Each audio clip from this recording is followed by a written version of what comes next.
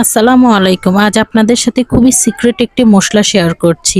যে মসলাটা একবার প্রস্তুত করে নিয়ে কিন্তু আপনারা সারা বছর যেকোনো আচারই তৈরি করে নিতে পারেন। দিয়ে দিলাম 1/3 কাপ পাঁচফোড়ন, কয়েকটা গোলমরিচ, একটা বড় কালো এলাচ, দুটো সবুজ এলাচ, দুটো লং, একটা জয়ত্রী এবং একটা জায়ফলকে ফাটিয়ে নিয়ে উপরে খোসাগুলো কিন্তু ফেলে দিতে হবে, ভিতর থেকে ছোট্ট একটা টুকরো। এরপর দিয়ে দিচ্ছি কিছু তেজপাতা, এরপর 5-6টা শুকনা মরিচ, কয়েকটা দারুচিনি, 1 টেবিল চামচ ধনিয়া, 1 টেবিল চামচ জিরা, সব উপকরণগুলো দিয়ে দিলাম। এখন মিডিয়াম টু লোতে রেখে এগুলোকে নেড়েচেড়ে ভেজে নেব। হালকা একটু স্মেল ছেড়ে দিলেই কিন্তু এগুলো ভাজা কমপ্লিট হয়ে যাবে এবং অফ করে দিতে হবে, কেননা এর থেকে বেশি ভেজে নিলে কিন্তু এই মশলাগুলো পুড়ে যাবে। সো আমার ভাজা কমপ্লিট। এখন ঠান্ডা করে এটাকে একটি ব্লেন্ডারে ব্লেন্ড করে একটি এয়ারটাইট কন্টেনারে রেখে সারা বছর সংরক্ষণ করে যে কোনো আচারই করে নেওয়া যায়। টেস্ট এবং ফ্লেভারে হয় অতুলনীয়। আল্লাহ